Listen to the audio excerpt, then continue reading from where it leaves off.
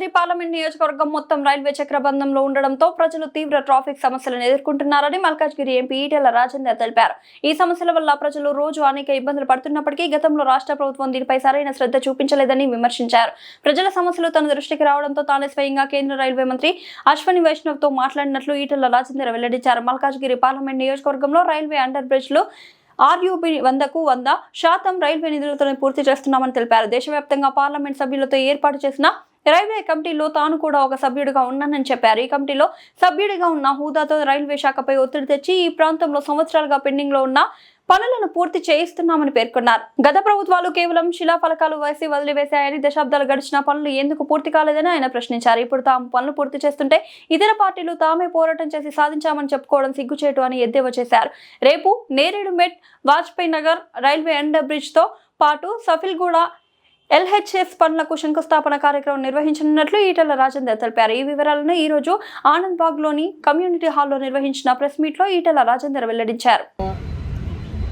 ఉమ్మడి జాబితాలో ఉన్న ఉమ్మడి డబ్బులతో కన్స్ట్రక్ట్ అయిన ప్రాజెక్టు కాబట్టి ఈ కోఆర్డినేషన్ చక్కగా లేక, కోఆపరేషన్ చక్కగా లేక నత్తనడక నడిచేది. ఇవాళ బొల్లారం మార్కెట్లో అక్కడ ఒక ఫ్లైఓవర్ కావాలని చెప్పి సంవత్సరాల తరబడి దరఖాస్తు చేసుకుంటే 1993లో శాంక్షన్ అయింది. 1993 దానికి భూమి అక్వైజేషన్ కూడా జరిగిపోయింది. కానీ ఇప్పటిదాకా అది కాలే. అంటే 30 ఏళ్ళు గడిచిపోయినప్పటికి కూడా అక్కడ ఒక ఆర్ఓబి కట్టలేకపోయింది. ఇక్కడ వాజ్పేయి నగర్ నాకు తెలిసి గతంలో ఏ మంత్రులు ఉన్నారో కానీ శిలాఫలకం వేసింది. ఇవాళకి కూడా తట్టడి మట్టి తీయలేదు, పని కాలేదు. అంటే దీన్ని బట్టి అర్థం కావాలి, అంటే రాష్ట్ర ప్రభుత్వం ఎంత శ్రద్ధతో ఈ ప్రాజెక్టులు అమలు చేసుకుంటుందో మనకు అర్థం కావాలి.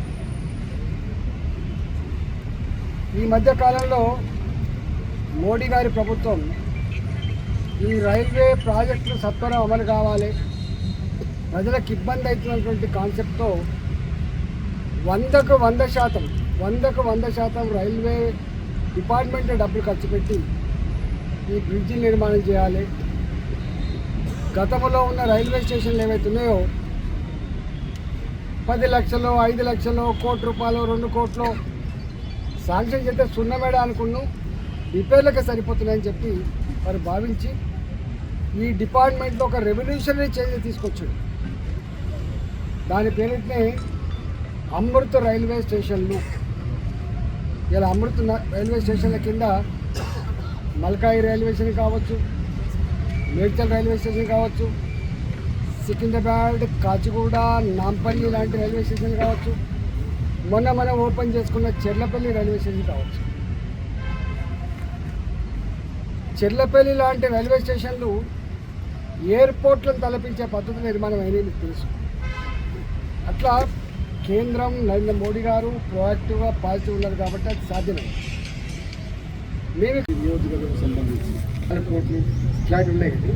ఇవాళ ఎప్పుడు కూడా గుర్తుపెట్టుకోండి, రైల్వే ప్రాజెక్టులు మినిమం 3 to 5 years, రైల్వే ప్రాజెక్టులు మినిమం 3 to 5 years ఉంటాయి. రాష్ట్ర ప్రభుత్వానికి సంబంధించి ఉంటే వెంటనే అయిపోతుంటాయి.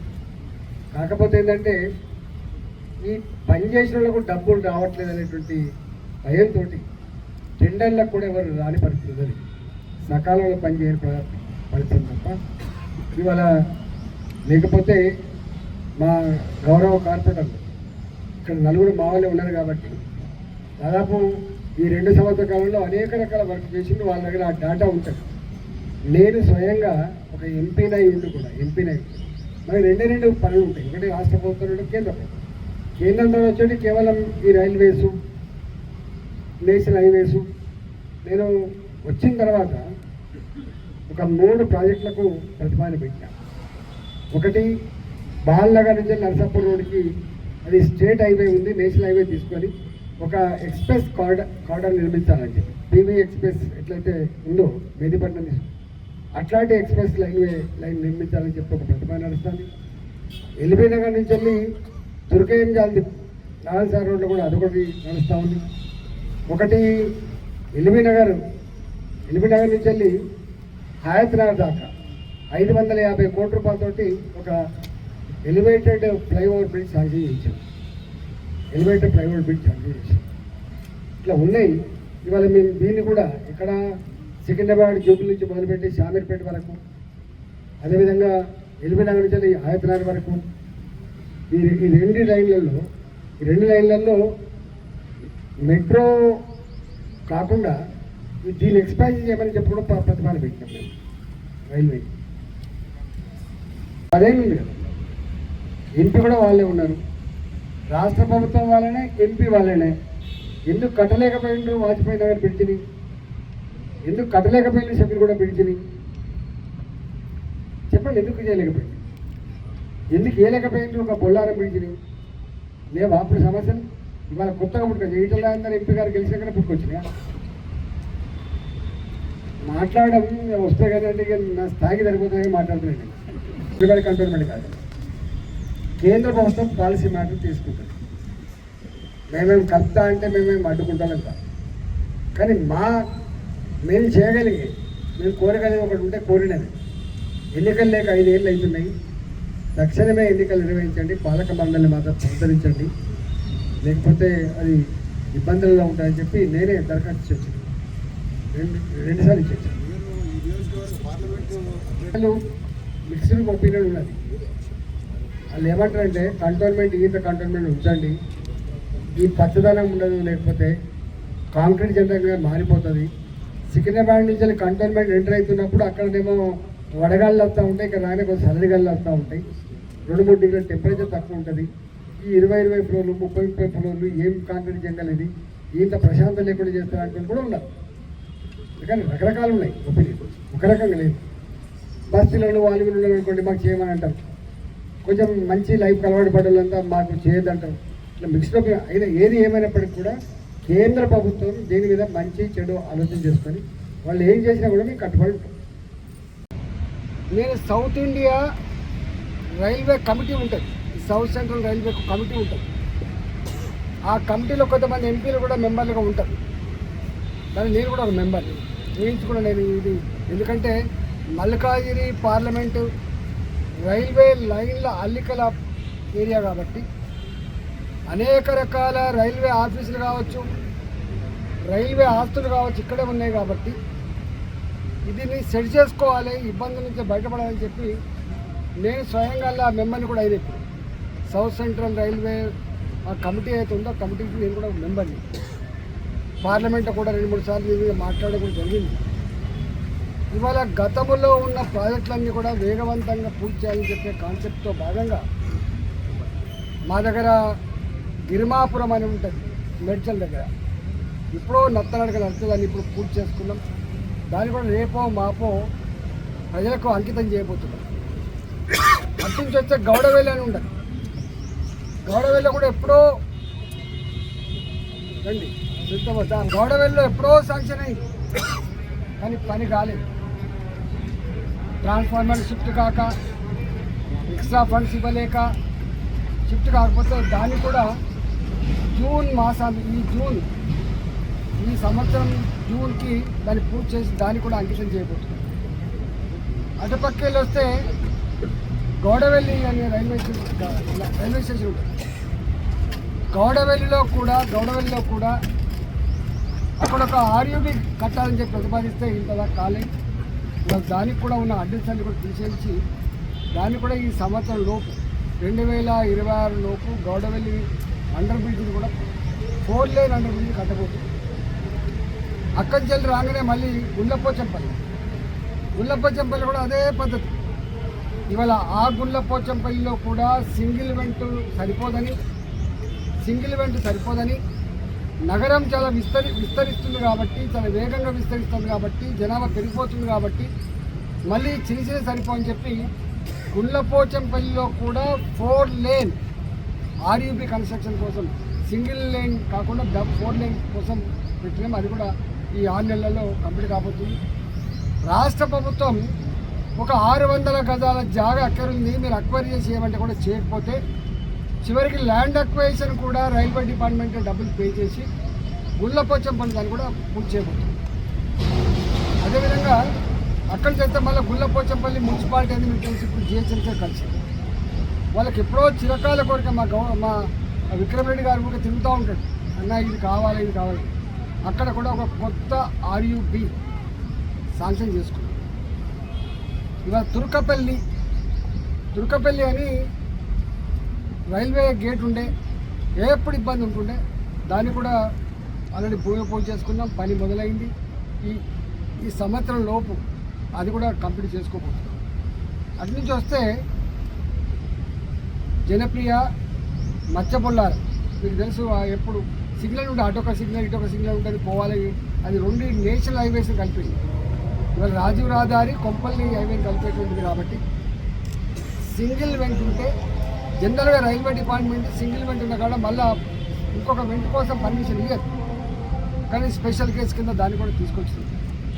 అట్లనే లయోలా కాలేజ్ ఉంటుంది, లయోలా కాలేజ్ దగ్గర సుచిత్ర ఉంటుంది, లయోలా కాలేజ్ దగ్గర కళ్ళు కాంపౌండ్ దగ్గర ఉంటుంది. సుచిత్ర దగ్గర కూడా 4 లేన్ ఉన్నది ఇప్పటికే, కానీ 6 లేన్గా మార్చేటువంటి ప్రక్రియ కూడా ఆల్రెడీ ప్రతిపాదన పంపించాం. అదేవిధంగా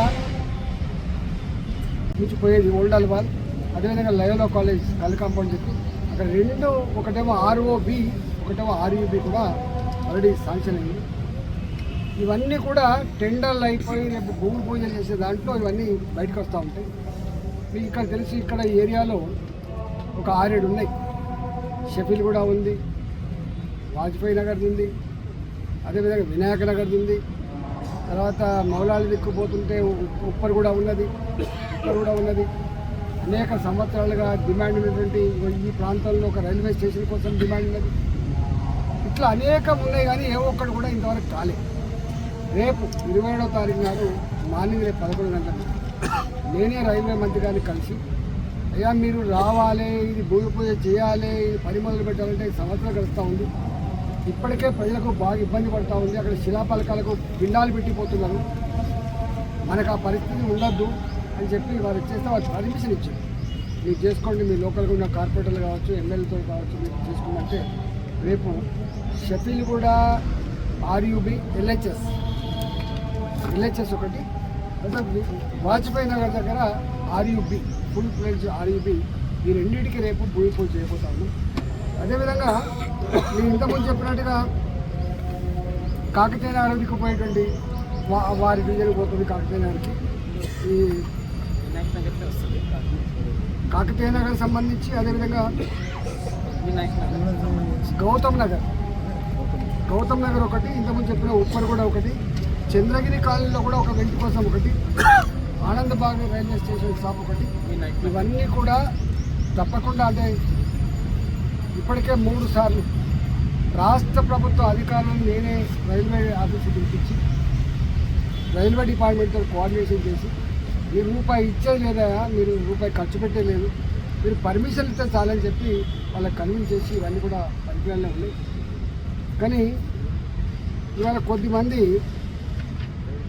కొద్దిమంది వ్యక్తులు ఏమో కూట్లే రాయి తీయలేనోడు ఎట్లా రాయి తీసినట్టుగా రకరకాల మాట్లాడుతుండ్రు. అట్లాంటి వాళ్ళ గురించి మేము పట్టించుకోదలుచుకోలేదు. ఇవాళ ముమ్మాటికి రైల్వే ప్రాజెక్టు కేంద్ర ప్రభుత్వం నరేంద్ర మోడీ గారి నాయకత్వంలో, మా అశ్విని వైష్ణవ్ గారి నాయకత్వంలో దేశం మొత్తంలో, నాట్ ఓన్లీ తెలంగాణ, దేశం మొత్తంలో రాష్ట్రాల అభివృద్ధిలోనే దేశ అభివృద్ధి ముడిపడి ఉంది.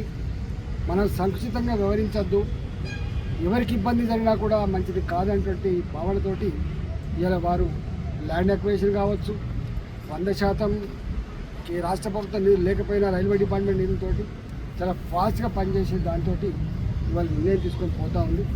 మేము మా గౌరవ కార్పొరేటర్లు కూడా, మా రాజలక్ష్మి గారు, సుల్తమ్మ, అదేవిధంగా మా విక్రమ్ రెడ్డి గారు, తర్వాత మా శ్రావణ్, మా మీనా, మేమందరం అనేకసార్లు ఇప్పటికే రైల్వే డిపార్ట్మెంట్తో కోఆర్డినేషన్ జరుగుతూ ఉంది.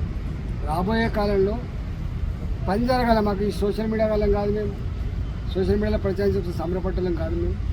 మేము పని జరిగితే, ఆ పని ద్వారా ప్రజలకు కొంత లాభం జరిగితే మేము సంతోషపడడం తప్ప ఈ పేపర్ రాయించుకొని ఇది చేసుకొని షోపుటపగలం కాదు. కాబట్టి రేపు ఈ జరిగేటువంటి కార్యక్రమాలు, ఇక్కడ జరిగేటువంటి కార్యక్రమాలు వాజ్పేయి నగర్ దగ్గర జరిగేటువంటి ఆ మీటింగ్, షఫీల్ కూడా వాజ్పేయి నగర్ రెండింటికి సంబంధించి అక్కడనే శిలాఫలకాలు పెట్టుకొని చేసుకుంటాం. కాబట్టి అది అఫీషియల్ ప్రోగ్రామ్, దానికి నాకే పర్మిషన్ ఇచ్చింది. కాబట్టి నేను ఇక్కడ లోకల్ పార్లమెంట్ సభ్యుడిగా, కేంద్ర ప్రభుత్వ ప్రతినిధిగా నేను దానికి నా చేతుల మీద దాన్ని పూర్తి చేయబోతున్నాం. దానికి అతిథులుగా మేము ఎమ్మెల్యే గారిని కూడా పిలిచినాం, లోకల్ ఎమ్మెల్యే గారిని. అదేవిధంగా మా 3 కార్పొరేటర్లు వస్తారు, మీనా గారు వస్తారు, రాజలక్ష్మి గారు వస్తారు, శ్రవణ్ వస్తారు, సునీతమ్మ వర్క్గా ఉంది. కాబట్టి అంతా అఫీషియల్గా ఈ ప్రోగ్రాం జరగబోతుంది. కాలనీ పెద్దలు కావచ్చు, సమాజ శ్రేయస్సు కోరేటువంటి వాళ్ళు కావచ్చు, రాజకీయాలకు ఖచ్చితంగా తల్లి రావాలని చెప్పి మేము కోరుతాం.